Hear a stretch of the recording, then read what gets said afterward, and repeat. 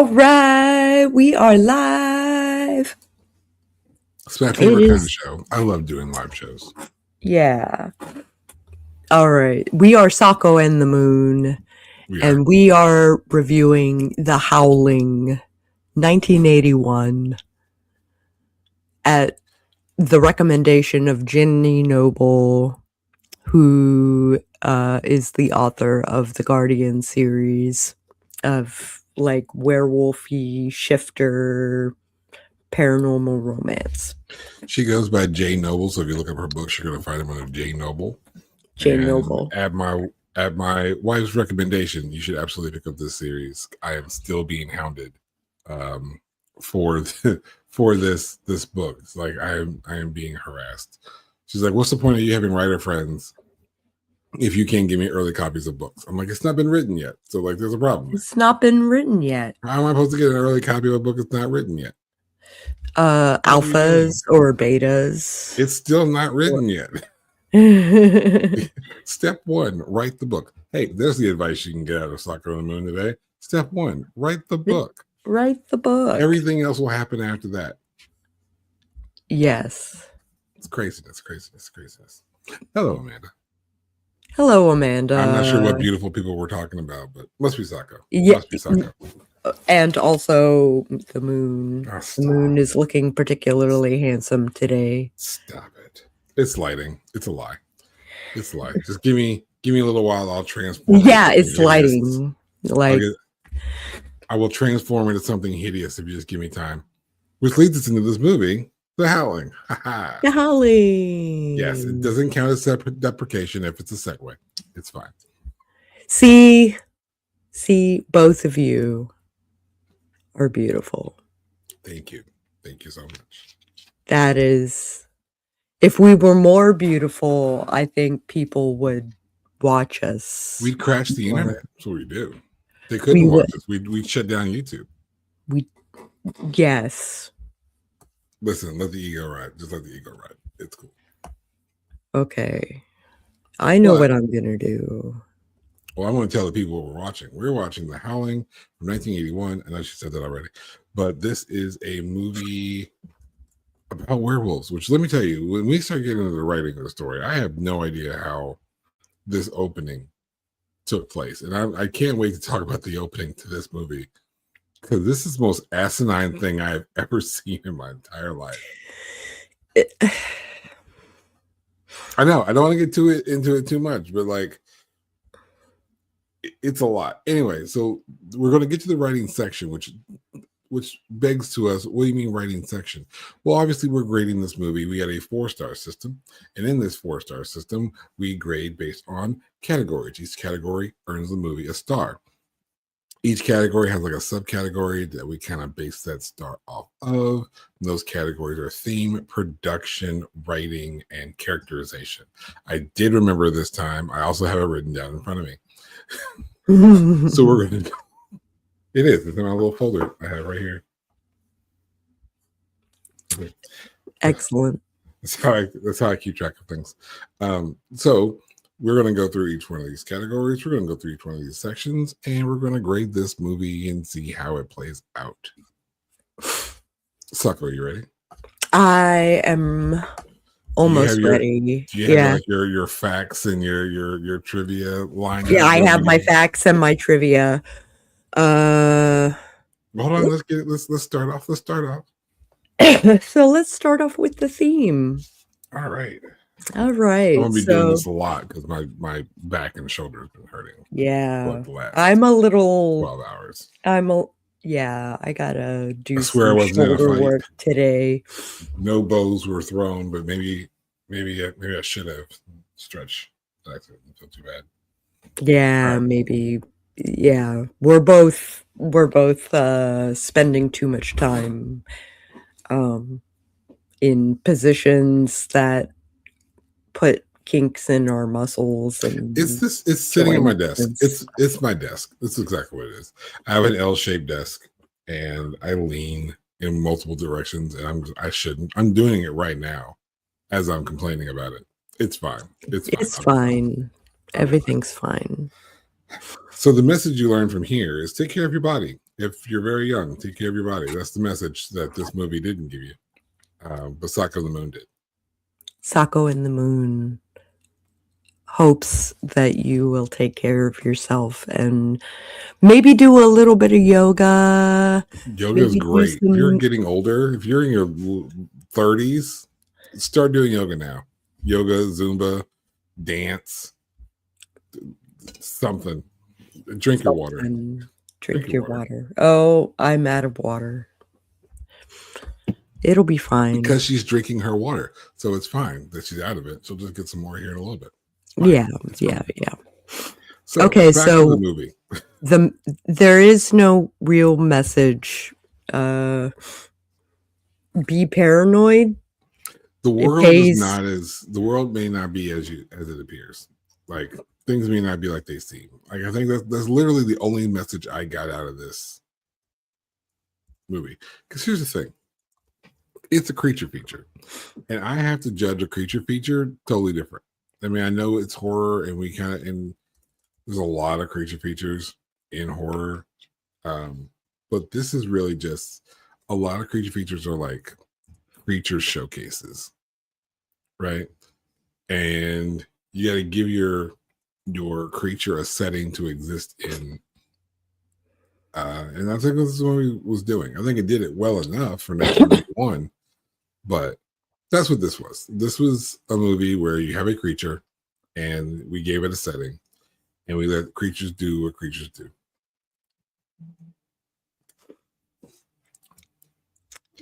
The tone and the mood.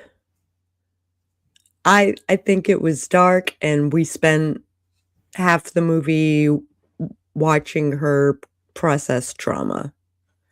Yeah, but we start off the movie by giving her the trauma. Yeah. It's one thing if it's just like someone who incidentally went through a thing. No, we set this shit up. And you know what? Maybe I'm not going to wait for the writing section for this. So the movie starts. Okay. I'm not going to go into the whole thing. We'll get to that when we get to writing.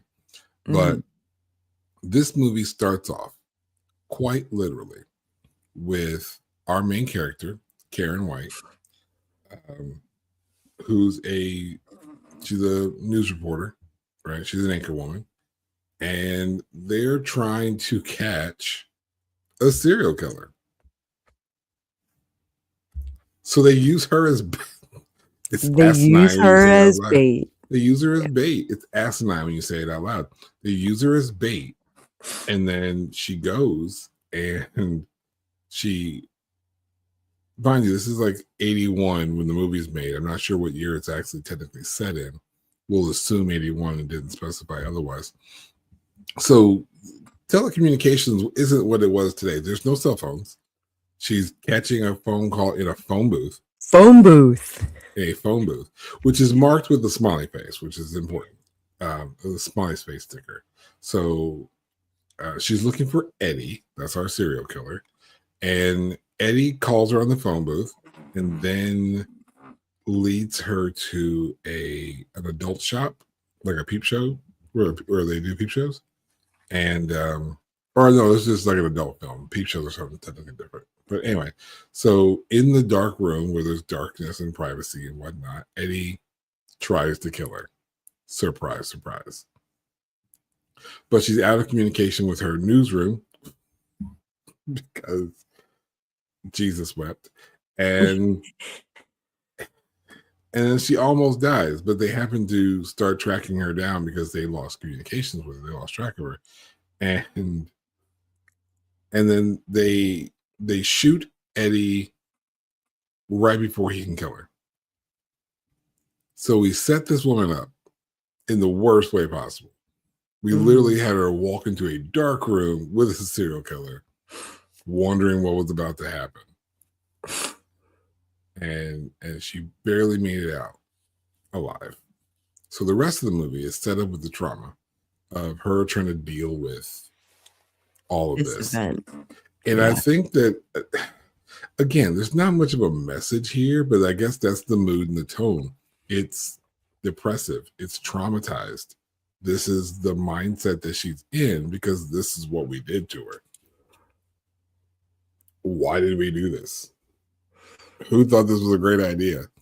To just be like, you know what? We're going to catch this serial killer. Let's just put you out there. Not me. You a lie. You a whole ass lie. Not me. Couldn't do it. So speaking of despondence and depressive mood and tone and stuff like that, it doesn't surprise me because Robert Picardo was very despondent about the hours he had to spend in makeup. Which is wild to me that I saw the credits and I know who Robert Picardo is. All right. He's big in sci-fi. If you ever watched Star Trek Voyager, it's the doctor. It's the holographic doctor. If it's Woolsey, if you ever watched Stargate SG-1, he played in Stargate SG-1. He's been in a lot of other things, but when you picture that guy, that he plays Eddie, and I didn't see him as Eddie. I was looking for him. I had to read the credits to see who he played. That was some crazy makeup though. We're going to get into that in the next section. Yeah, I feel like everyone would have walked away from this in a depressive state in some way, shape, form, or fashion. A lot happens in this movie. It gets there's a lot going on. Poor Karen deals with some shit. There will be spoilers, ladies and gentlemen. Yeah, it was filmed. I don't know if I tell this in backstory or in we're in the same cinematography. We're in the theme section. It all blends. That's fine. Okay. There's no order. It was filmed in 28 days plus days of reshoots. The movie was notable for its special effects, which were state of the art at the time. They were, mind you, 1981. 1981. As we discussed before on this channel, apparently we have to judge the makeup on the time. Yeah. But for 81, pretty good for 1981. I'm not even mad. Again, that's the whole section by itself. Apparently, this movie and Howling 4, the original Nightmare, 1988. There are a lot of Howling movies. There are so many of these movies. Are both based on the same novel by Gary Bradner. Interestingly, Howling 4, the original Nightmare, actually represents the more faithful adaptation of the novel than this movie does.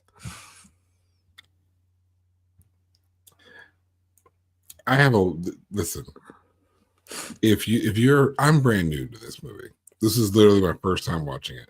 Me too. And I've never seen it before, which is what that all means. I'm repeating myself at this point. But when I saw how many Howling movies there were, this is a rabbit hole that you're going to end up going down. Not 100% because it's such a good movie. It's fine. It's a good movie. But because you're like, how far can this go? How far can this go? Because I want to know. Sense to, I mean, how many Twilight movies are there? Okay, that's different. Twilight, not that different. So well, then let me ask you this: was the Howling a part of a series, the novel? Yes. Because if it's part of a series, then yes, it all makes sense. If it doesn't, and I would question it, because if 1 and 4 are essentially based off the same novel, not the same novel series, then I'm curious of what exactly it prompted 2 and 3, and then the 45 million other movies that came after 4. And the reason why I'm arguing at this point, because Twilight was a series of 3 books? 5. 5 books? Mm-hmm. Twilight? Mm-hmm. So let's see, there was Twilight, New Moon, some other bullshit. Some other bullshit, yeah. If you wanted to know what I think about Twilight, there's your answer. I really don't remember what the other movie. There was one movie in between those two. Anyway, there's like I thought there were 3 books and 4 There's movies. actually 7. 7 what? Movies? 7 books. 7 books. In the Howling series. No, in the Twilight series. Fuck me sideways. Anyway, there was originally 3 books and 4 movies. And so what we did was, not we, I wasn't part of it. They made a movie off the first one, a movie off the second one, and to make more money. And yes, there was a trilogy for the Howling. Okay, so 3 books, 75 movies. That's okay.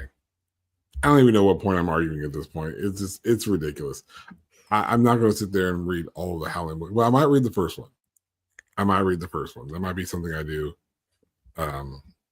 in 2026, because I'm curious of what this book's got that this series is going to be. This is a rabbit hole I'm not prepared for. I don't have time in my schedule.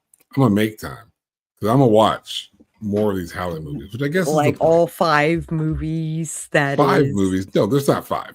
There's not 5. There's like 184 movies and a quarter, like 184.25 movies.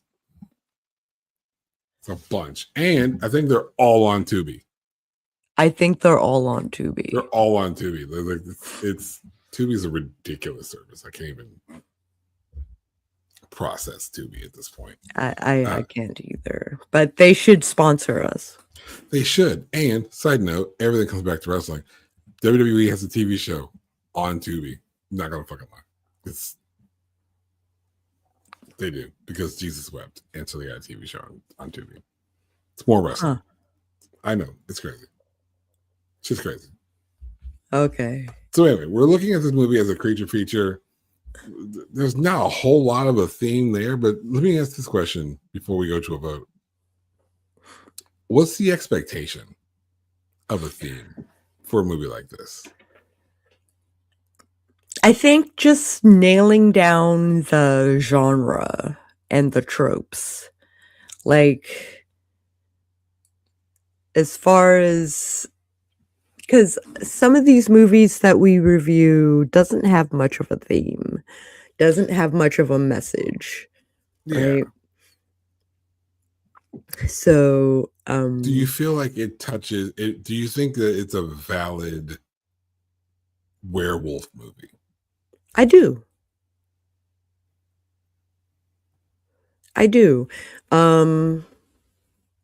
At least so as much as I saw it. The werewolf player in me for White Wolf for World of Darkness was like nailing down, like, that's a moot, and he's looking for kinfolk, and he's yeah, see, I don't rock with werewolves to that degree. I rock with werewolves a slight degree. This is I really kind of wish Jinny was here. Jinny would have been here, but she had other things to do. Yeah, she has things. Yeah, so we miss you, Jinny. Hope bring you back for a movie review at some other point in time. You're more than welcome. I'm not opposed to giving it a star here. I just don't really feel like there's a lot in this category for this movie. But at the same time, I don't feel like there's a lot for the movie to do. Like, it's basically like, hey, we're a werewolf movie. Watch us werewolf. And they do werewolf. But is that a theme thing? Like, can we count validity of a genre as a part of its theme? I suppose we do. But even if we do, does that garner a star or not? I say not. I'd say a half star. A half star. Okay. Because I feel like there's not a lot for this thing to do in a theme realm, like in that Mm-hmm. angle. There's not a lot to do. Half star. I vote we give it a Half star. star. Okay. Half star. Okay. All right. I have banners. Let's talk about production. Okay. For what it 1981. Yep. 1981. Let's make sure we're framing this properly. It's 1981. There's a lot of things that we cannot do in 1981 compared to what we can do in 2025 or even in 2000 for that matter. Yeah. Even production increases at 91 versus 81. But like you mentioned before, this stuff was like state of the art. It The was. the makeup, the special effects, it's all practical for the most part. There's a couple of like computer generated things. There's an animated spot in here at one point. Mm-hmm. There's like this that's out of pocket because it's like out of nowhere. There is a small like animated thing. It lasts for like 5 seconds on screen. It's like a wolf. It's like I think it was the part where they're shagging in the woods. I think Yeah. it's the part where they're shagging in the woods. Like one part is like randomly cartoon animated, whatever. Mm-hmm. But you can. There's a lot of having. There's like a severed hand in this at some point. Someone gets a hand cut. So early in this goes towards the writing. Really, they spend a lot of time in the script establishing what the werewolf should do and should be. Right, the rules of werewolf basically. And in this, they say that they can regenerate. So if you cut off their arm, for example, the arm will grow back. You have to kill them a certain way. Otherwise, after a couple of days, they just come back. And they set that up pretty good as far as the writing is concerned, so that it's established and then we see it. And then the people inside, like in universe, can say, oh, this is one of those signs we learned earlier.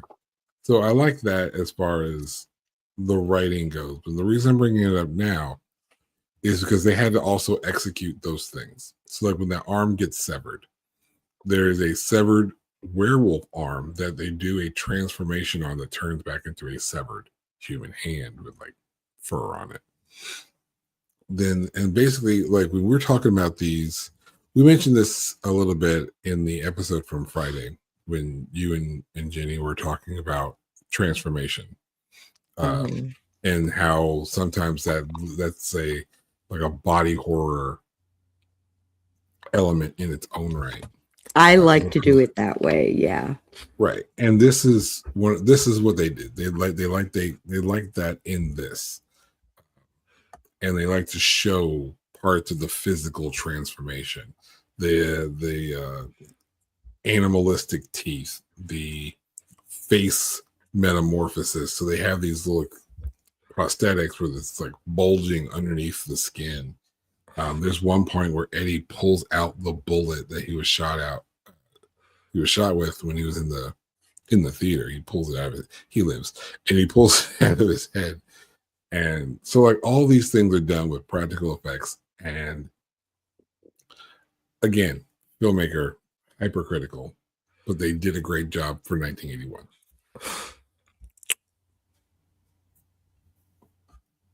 Yeah.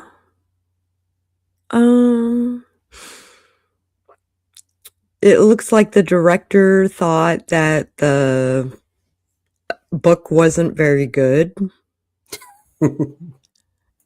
One day at the Hollywood Scriptwriting Institute for a lecture, Dante started talking and bad-mouthing the book. A man raised his hand from the audience and said, "So you don't like the book, huh?" And Dante answered, "Well, no, not really." To which the man in the audience replied, "Because I wrote that book." And the man in the audience was none other than Gary Brandner. The man who wrote the book, Dante, was caught by the author on television. I love a public call out, but I also respect the man's honesty. It's like, hey, So I wrote Joe that book. I'm Dante, like, well, I still didn't like it. yeah, And you're allowed. Joe Dante said makeup artist Rob Botton was a perfectionist. He spent the first entire day of the memorable transformation of actor Robert Picardo putting makeup on him to the point where they couldn't actually film anything because they had to send the crew home and avoid overtime. It also meant Picardo had to stay in his werewolf makeup overnight so I'd been Dante could pissed. finally film the scene the next morning. Dante said it was a grueling experience. That had to be. And here's the kicker: like when you're talking about something that's state of the art, we use wonderful fancy terms like state of the art. That means brand fucking new. All right. That means that there are no experts on it. You know, nobody has 5, 10, 15 years of experience with something that's brand new. Right. Mm-hmm. So you can be really good at it, but how good is your really good compared to what? Like compared to what? Compared to what? Yeah, it's like I'm really good at using this program. The program is brand new, it came out like last week. And it's like, well, I'm really good at it. It's like, compared to what? Compared to another program you use similar to this or the technology that came before this? Like, are you really good at the predecessor so that there's like less of a learning curve? Because that learning curve can still be pretty steep, pretty sharp, depending on what direction you're curving. And I think that's what we're looking at here, and that's what it sounds like with that anecdote. That these people were really, really good at what they did, but to the point where they weren't thinking of the full line of production, including start and end times. Right. This is why you hear actors talk about, I had to get into the makeup chair at 3 a.m. so that we could shoot at 8. Mm-hmm. It's wild work. That's crazy. So for art direction, I got this thing that says art director Robert Burns had previously worked on the sets for the Texas Chainsaw Massacre 1974. In fact, many of the grisly set dressings for this movie were holdovers from the Texas Chainsaw Massacre, most notably the corpse in the armchair scene in the Walter Paisley's bookstore. There you go. Why throw it away if you can use it again? If you can use it again, use it again. If you can use it again, use it again. Yeah. Because listen, making a movie is expensive. Even indie film is expensive. Short films can be expensive. Do them cheaply. Do them cheaply. That doesn't necessarily mean bad. Just do them cheaply. Do them inexpensively. Inexpensively. That's a better way. Thank you for that. Find a frugal way of making a movie. Cut corners as long as it doesn't kill quality. Yeah.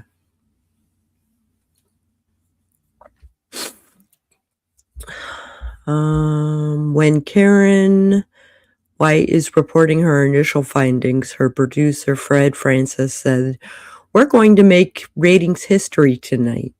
You will be the cynosure of all eyes." The word cynosure means center of attention or guiding star, but its Greek origin is related to navigation. Konosora, which means dog's tail. Question mark? I mean, that checks out in some ways. Question mark? Listen, etymology is a crazy thing. And there are other great channels that you want to get etymology stuff from. This ain't it. This ain't that. But you can go to like Rob Words, tell him that we sent you. He won't care, but you can tell him anyway. Apparently, Dee Wallace and Christopher Stone were engaged in real life when shooting this movie. Was that the news guy and the other Bill Neal? I didn't catch all of the character names, Yeah, me but either. I think Bill is like the hero at the end, which is Yeah, crazy work maybe. because he was the hero. This might be a horror thing that we really need to kind of work on, but we look at a situation like the Howling, and Karen would obviously be considered the final girl, right? But in no way, shape, or form is she actually the hero of this movie. Mm.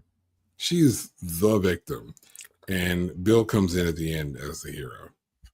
Like she survives this, which is great, but she didn't do a lot on her own to do so. Mm-hmm. Like Laurie Strode and Sidney Prescott and Julie James and what's the girl from Texas Chainsaw?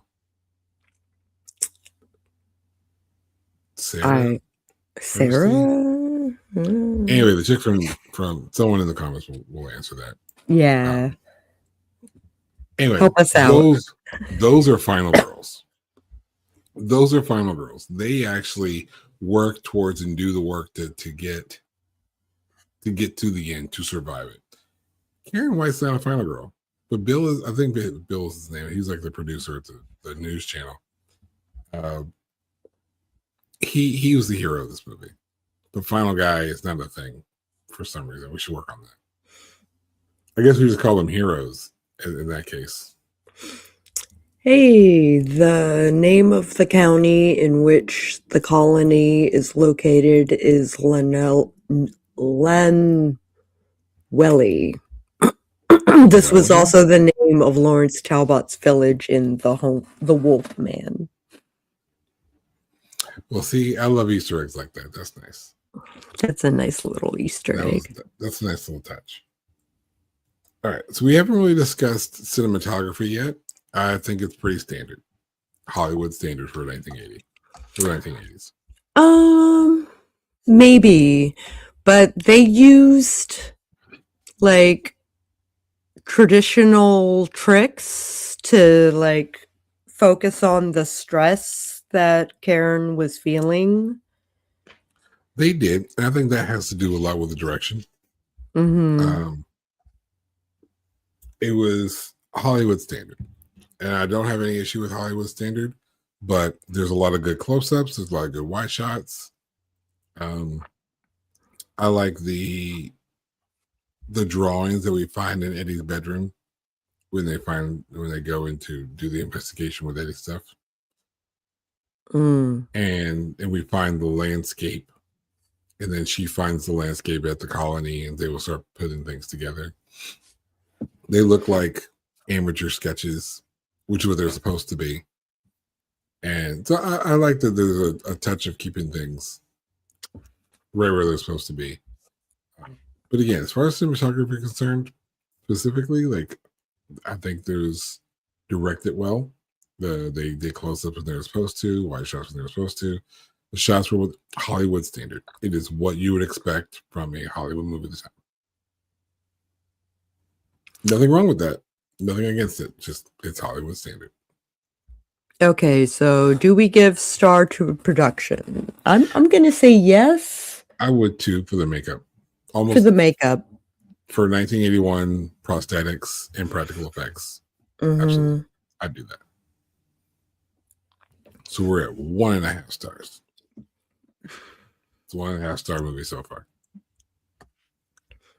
1.5 thus far.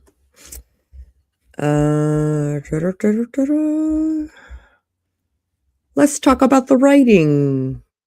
I know we talked about the opening scene a little bit. Still that bugs me. So here's the general rundown of the whole movie. This is my short version of the movie. We start this movie off with the news people, like a picture a news channel, right? Louisville has like 4 main news channels. Thank you. What's that? Sally, there. Thank you. There's like 4 regular news channels in Louisville. I can't imagine one of them just be like, we're going to catch the serial killer and use our anchor as bait. right? It's just not going to happen. But this is how this movie starts off. And she is in the situation. She gets almost killed. They get her out of the situation safe and sound, but she's traumatized. She talks to a psychiatrist, and he's like, I think you need a vacation. So you're going to go to my colony, right? I have like a little outpost. You just kind of go out there, hang out with some people, get away for a couple weeks. Cool. Her and her husband go up to the colony, and there's a bunch of people there, and they're just kind of doing the things, right? Doing the therapies and whatnot. But mind you, her husband is there, and the ladies are trying to hang out together, and the guys are trying to hang out together, whatnot. And at some point, there's this one chick who's kind of eyeballing the husband. She's like a witchy chick, and she like seduces the husband. I don't know if he's under a spell at the Tries time. to. Well, she tries to, then she does. There's a whole the shagging in the wood scene. That's the witchy chick and the husband. Oh. Yeah, Karen wakes up to realize her husband's gone, and she's like, because she kind of suspects the witchy chick from trying to seduce him. Well, she totally does. And there's like way too much sex scene for that, but it's important. The sex scene here is important, and I pause here in telling the story just to highlight gratuitous sex scenes in horror. This one served a purpose, because in the course of this scene, we see her power over him, and then we establish that because he got bit by something earlier in the movie, and we now are establishing that he's now one of them, the wolf people. There's more than one, and so this is they transform and they have like crazy werewolf sex, and this serves a purpose for the storyline. The events of this will take place and impact the rest of the movie. So if you're going to have some kind of scene like this, you don't always have to have gratuitous nude scenes in your movie. You can suggest salaciousness. You can imply nudity, low camera shots, towels falling, those kind of tricks. But there's no reason, if you don't have to, then don't. Anyway, so after this, Karen gets suspicious. She gets upset, and it turns out that this whole colony is a whole bunch of wolf people. Karen is like, the fuck, and she calls for help from her people back home. That's where like Terry and Bill, I think, show up to try to help. Terry's hanging out for a while. She's been helping with the investigation back home, and they realize that this is the origins of where the serial killer was from. So the serial killer was from here, Eddie's here, all the people are here, and it comes to this crescendo where Terry is killed, but not before she called Bill. Bill comes to rescue. He gets Karen out, and then they go back home to expose it all. And at the end of the movie, here's where the spoiler is. At the end of the movie, Karen goes back on TV to tell the world and expose the colony by transforming into a werewolf herself, live on the news, where some people believe it and some people don't. And then Bill shoots her. Bill shoots her, and then in a closing scene, like a post-credit scene for 1981, go for the witch chick is still alive. Mm-hmm. So, welcome to the Howling 2. There's your movie. There's your writing. And I don't have an issue with a lot of this. As I mentioned before, the dialogue and the overall plot, while the opening is wild, I get it, and it serves for a story purpose. We need her to go through something traumatic, so we have an excuse to send her to the colony for therapy. Mm-hmm. You don't go to therapy without trauma, which you should go to therapy with or without trauma. A therapist will be good for you, whether you have trauma or not. BetterHelp, if you want to sponsor us. Maybe you should. Maybe you should BetterHelp. I could probably use them. It's been a week. Anyway. So we do the trauma thing in the opening to set up the excuse to go to therapy, to set up the excuse to get care into the colony. It all serves a purpose. So as wild as it may be, it makes sense. I'm fine with that. Okay. What are your thoughts for what you caught? I thought the pacing was like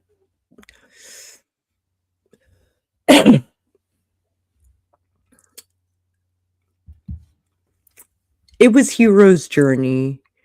Like, because I know the beats, I'm just kind of like, this is this beat, this is that beat. Like, I could watch the pacing. It was very I don't want to say formulaic, but it was right. But there are tropes that people expect, and those tropes were fulfilled. I mean, hold on a second. It's right here.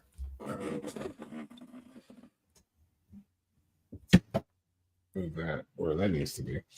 So this is, again, we're not sponsored, but this is one of those like industry standards for screenwriting. Right. Right. Obviously, I have it on my desk because I'm working on a big project. But this is industry standard. And if you learn it, you'll see it everywhere. And I think that's so while things do seem formulaic, that is not necessarily bad. Most movies, once you've learned what the literal beats are, because there's a whole, they literally sell beat sheets for this format. Mm-hmm. It's a matter of how well did you execute it. Like, we know what beat comes next. How well did you do it? And I think that they did it well enough. I think they did it well enough. Okay. Because again, it does seem a little slow at times, but they're trying to establish not just the plot, but they're trying to establish the lore of the werewolf. So I'm curious to watch the Howling 2, because there should be less of that foundation work. Yeah. There should be less of that foundation work in the Howling 2, because inherent of a sequel, there's the impression that you probably saw the first one. So we'll make reference, but we won't have to tell it over again because we already did that. Yeah. The dialogue, how do we so Karen's depiction of being traumatized seemed a little overdone, but like I would have acted differently in that situation. But yeah, there's one thing that in that vein, there's a couple things that I had noticed. One in particular is that she realizes some fuck shit's going down. I think this is when she sees the scratches on her back, on her husband's back, from where he was having crazy werewolf sex with the other lady. So she calls him out too. She calls him out because he gets bitten. She checks him out, and then a day or some odd later, he has his shirt off. He has scratches on his back, and because mind you, she checked him out from the bite. A couple days later, he has the crazy werewolf sex, and it's after that she sees him and sees the scratches on his back, and she's like, "Where'd you get those scratches on your back?" Because it was like big, like 4 claw marks, like big scratch. Not like it's like werewolf sex. Exactly. So not like girl up the street block like scratches. It's like werewolf attack scratches. Right. And she's like, "Where'd you get those scratches on your back?" And he's like, "Oh, it must have been from the attack." She's like, "No, you didn't have them a couple days ago. That's new." Okay. It was that chick. You have been okay. You know what? Take your shit. I'm out. And they remind you, they're at the colony. They're not at home. So she's just like, "I'm gonna get my shit and I'm a dip." So she's Mhm. looking for the doctor, I guess, to tell him, like, hey, I'm out. And when she's in that exam room, she finds like 2 dead bodies. And when she sees the 2 dead bodies, she is so deadpan. I'm sorry, if you've just found out that your husband's been cheating, you don't even know he's a werewolf yet. But you just found out that your husband's just been cheating while you're away on like a therapy excursion or whatnot. And you find 2 dead bodies in a place where you should not see any dead bodies. Mhm. And you're already dealing with trauma from almost being killed by a serial killer. You should probably have a little bit more of a reaction than, you know what I mean? Mhm. That shouldn't be like a, there's mud on the floor. Shucks. Like I feel like if she had walked in and found out the room was dirty, she would have had more of a reaction than finding 2 dead bodies. Things are Mhm. not consistent here, in some of these portrayals, and maybe that's a characterization thing. So maybe I'll hold that till the next section. Oh, maybe. Yeah. But I mentioned all this stuff because, again, in how she talks about certain things, the dialogue used, it follows that same beat. It's just kind of like, ooh, I feel like you should be more concerned in certain places. But I do also see Oh, what and you're maybe saying. you're a little too concerned in other places. Yeah, and I can see where things don't seem to, just like, okay. But again, I get lost in like 1980s dialect because it's people talk differently in the 80s, Yeah, they do. early 80s. Like I'm born in 83, so this movie's older than I am. So I'm used to, 70s. If we talk about stuff that happened in the 70s, mhm. Yeah, like this is, and there's no necessarily a completely jive. Trust different me, mode of talking, completely different. jive is real. Jive is Yeah, real, jive is and real in the 70s. that should be a T-shirt. Jive It should is be real. jive is real just by itself, with a little picture of a turkey. Um, those who get it will get it. It's fine. Yeah. It's all that matters. Um,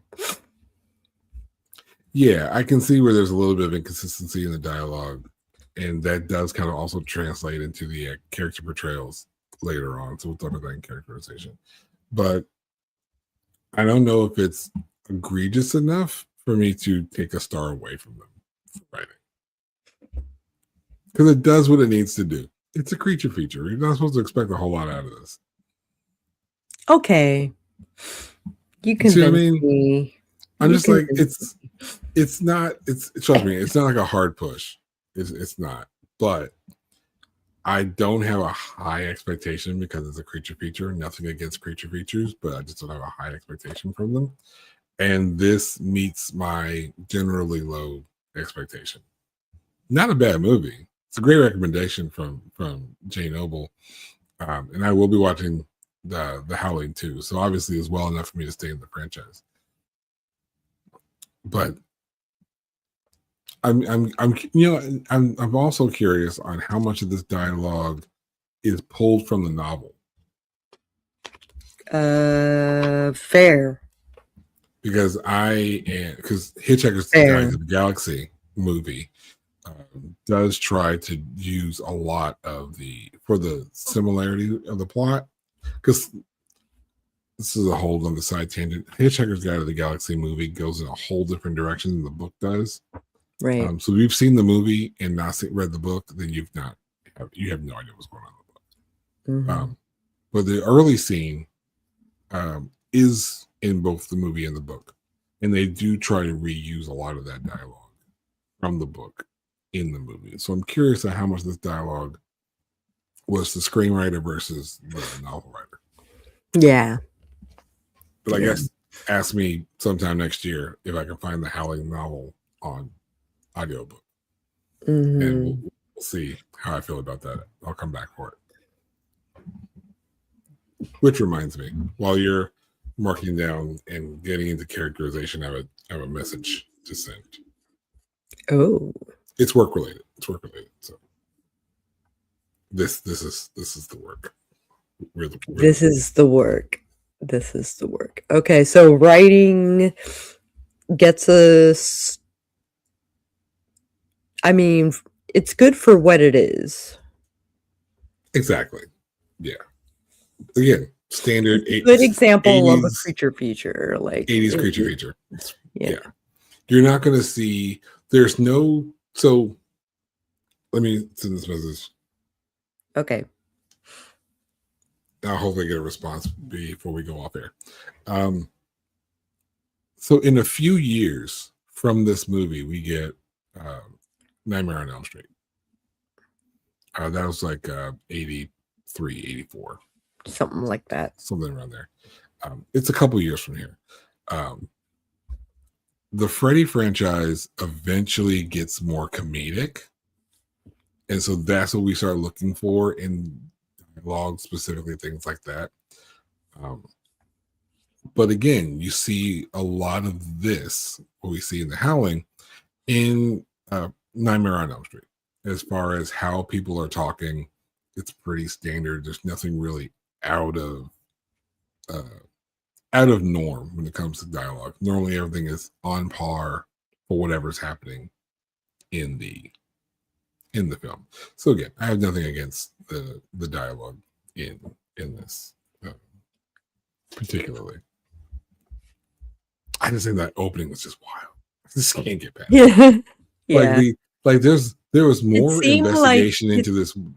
It seemed like it was the news people that were sending her. Yeah, that's the thing. Like, there's a lot more investigation of this murder by the news people, as opposed to the cops. Now I will say this. Let me before we get firmly into characterization. Investigative journalism is a thing. It was far more prominent in the 60s, 70s, 80s, early 90s. Mm-hmm. Now, so that there's a part of this that has to do with the fact that in 1981, I was not alive. And I wouldn't be paying attention to things until at least 88, 89, 90, 91. Right? So a lot of this I'm missing. Now, even in the lens of investigative reporting, mm-hmm. I still think sending your reporter out is to meet up without a shadow to see a serial killer still a bit wild. But given the plot, it kind of makes sense. Mm-hmm. On the characterization. So we have officially casting, point of view, and then consistency and evolution of our characters.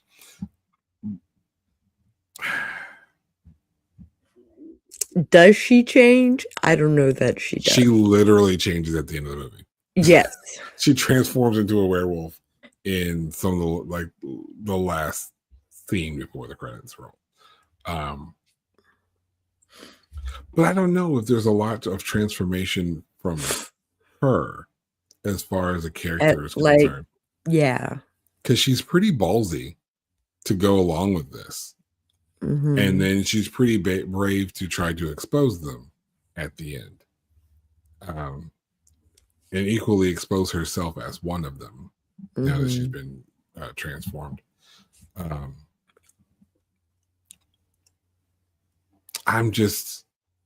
I guess there really wasn't much of a transformation with anyone. Like anybody's personalities. Yeah, no one really changes. They just kind of go through a thing. Or there's the old man werewolf guy who tries to throw himself into the fire because he's lonely. Yeah, that guy and okay, so a lot of the scenes so this is from the beach party scene when Karen and her husband get to the colony. Yeah, a lot of these are masks because they're actually all in this cult together and they see new people coming in. A lot of this stuff is a mask.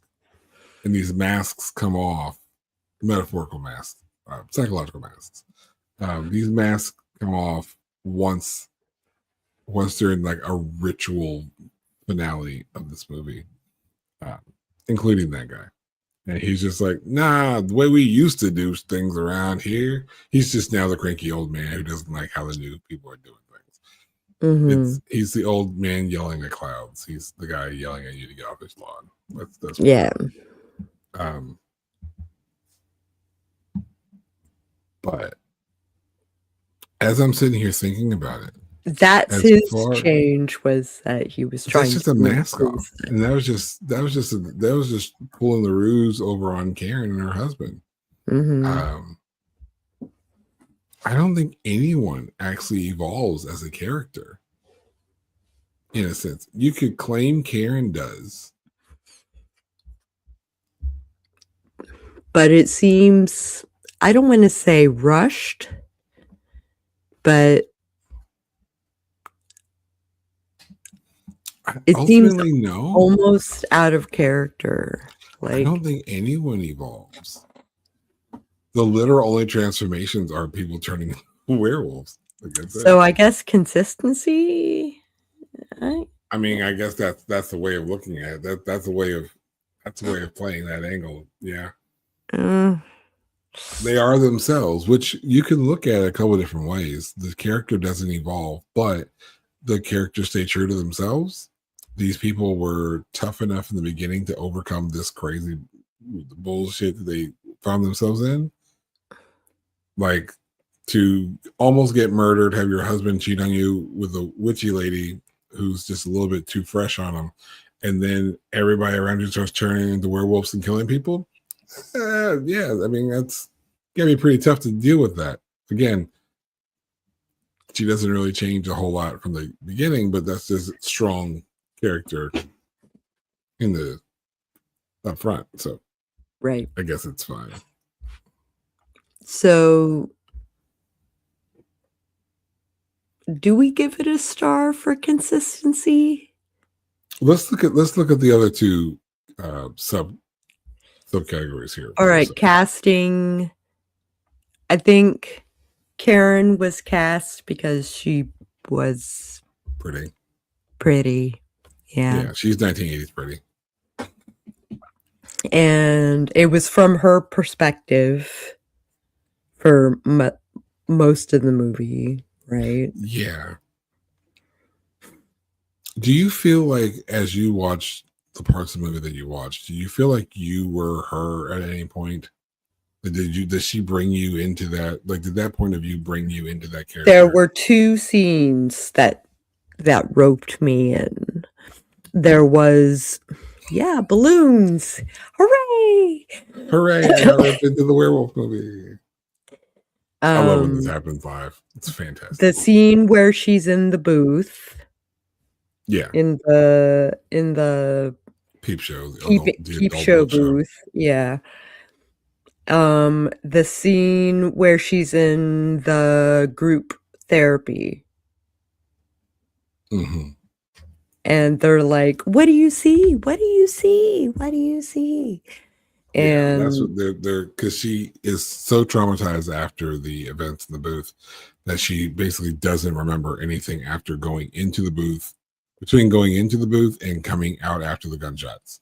Like, she doesn't remember anything. So they're trying to draw these images out of her. And I'm trying to figure. I'm grasping at straws here. I don't know how I feel. Okay, the casting, I think, was fine. Everyone did okay. But sometimes in these character portrayals, as I mentioned before, they were cold. Like, Karen was cold. You walk in and find two dead bodies after you just found your husband was cheating. Like, you should probably have more of a reaction. Angry, sad, not necessarily. You could be completely stunned. One was like her best friend. I'm sorry. No, there should have been something. Again, it doesn't have to be sadness. It doesn't have to be anger. It just needs to be something. She does not react in this scene. Now, Terry's reaction when she was being cornered by the werewolf that led to her death, and there being bodies in this room. Mm-hmm. That's some pretty good 80s slasher acting right there. Good screaming. Terry was a better actress than Karen's character. Mm-hmm. I like that actress better. Yeah, I don't know. I don't know how I feel about it. I don't know. I feel like I need it. I feel like I'm right there on the precipice of being like, all right, that's okay. But no, I'm voting no. Okay. I'm not so convinced that I have to argue at that point. So Yeah. So we're looking at what, 2.5 stars? 1, 2.5. It always goes without saying that just because we vote a movie not 4-star doesn't mean it's not a good movie. Like I said, I'm going to watch The Howling 2. I'm going to find this novel. I have questions. I want to see how this changes over time. I want to see how this progresses. I want to see what this franchise actually does. Like, what are we doing with this franchise? Because there's like a whole cult of werewolves, and they all burn up in this fire at the end of this movie. Yeah. So I'm like, where do we go from here? But like the witch lady, she's still around. So there is a sequel, and a sequel to the sequel, and a sequel after that, and a sequel after that, and 385 movies later, we might be close to the end. Maybe. Obviously, maybe. I'm exaggerating a lot, but it's a good movie. It's fun. If you enjoy a good creature feature, yeah, an old creature feature, says my gray hairs, then yeah, this is a decent watch, and it's free on Tubi. Hell else? I mean, why not? No subscription needed. No renting. I'll probably put it in the description so people can watch it. It's fine. Go watch it. It's fine. Go watch it. It's fun. Yeah. And if you watch it and you think that we should cover the second one just because, let us know. Let us know. Put in the comments. Yeah. We'll know. Yeah, I think that's it. 2.5. 2.5 for The Howling. Yeah.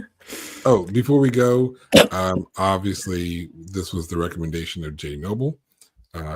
You can go search for her books on your favorite search engine. Shout out Coleman. And you can find her Amazon page, her link tree. I'm gonna steal all that stuff. I'm gonna steal that favorite search engine thing. Tell Doc let him know. I'm gonna steal that shit. But yeah, look up Jinne Noble. Get the Guardian series. She has another series. I think the Divine series. The Divine Games. Yeah. Check out her books. She's so much fun. Go back and watch the episode from Friday. She's a blast to have as a guest. It was great. A response before the end of the episode? I did not. I'm very upset. But I was hoping I was going to get a response by the end. They've seen it, but they're probably busy because people have lives. I just don't. But I'm trying to get a hold and just extra confirm this Friday's guests, because this is it. This is supposed to be it, right? If you guys remember, there is a movie. We had an interview with fellow podcasters, Dan and Eva from Vamp Chat. You can find the show on Podbean, and they suggested Therapy for a Vampire, which I did not like. I thought it was fine. It was fine. It was like, meh. And I subsequently got a message from Dan, and he was like, I want to defend this movie. I'm like, let's do it. So that's this Friday. This Friday, we have a guest coming back on the show to defend their movie suggestion. Dan and Eve are going to come back. They're off right now. Their show's on break. So they're coming off break. They're on break, and they're going to come do our show. So you can go on Podbean and listen to all of their season 3. It's a great show. If you get a chance to see them out at any convention, whatever, you should. But you should absolutely like this video. Subscribe to Their convention aesthetic is their booth is great. I love seeing them out. their booth. People love seeing them out, and it's great. They are such good people. They're so just fun and humble folks. So go to Podbean, download that app, get their podcast, Vamp Chat with Dan and Eva. Go back through after you've liked and subscribed to our stuff here, and go find the episode where they were here, and go find our review on Therapy It'll for a be in the Vampire. cards, yeah. Because I'm going to go back and rewatch the review. I'm going to go back and rewatch the movie again. I went back and rewatched the interview. Yeah. And this Friday, so get that notification bell set. Get ready this Friday, 11 o'clock Eastern. All goes to plan, because mind you, 2 guests, you got to coordinate people. It's holiday times.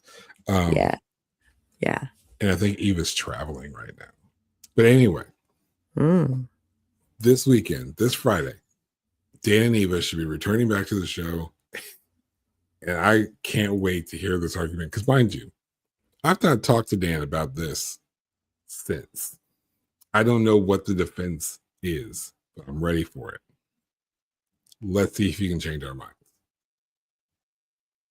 You should come back. We'll see. You should come back Friday. Yeah. Everything I've been talking about leading up it's for this Friday. Yeah. I've been waiting for this Friday. Let's go. Okay. If you liked this video at any point, I encourage you to hit the like button. And if you want to see what else we do, like, talking to Vamp Chat again, you might want to subscribe and maybe even ring that bell on the off chance that YouTube actually notifies you when we go live. And if you think you're subscribed, you might not be, because YouTube likes to randomly unsubscribe people from things. That's been a thing lately. There's actually been a thing lately. So just look right there on the thing right there. See if you're subscribed. Just look right there. If you're not, hit the thing, because clearly it's a mistake. Go ahead and hit subscribe now and like this video, and then go back and watch all of our stuff. Particularly the there is a playlist. Yeah. There is a playlist for the podcast. Yeah. Specifically, you need to go check out that interview. The interview was fantastic. Probably one of my favorite interviews we've done. And then go back and see the movie review, because we're going to be referring to that this Friday. All right. Thank you for joining us, and we'll catch you guys on another review this Friday. We'll catch you Friday. We'll catch you Friday. You'll be there.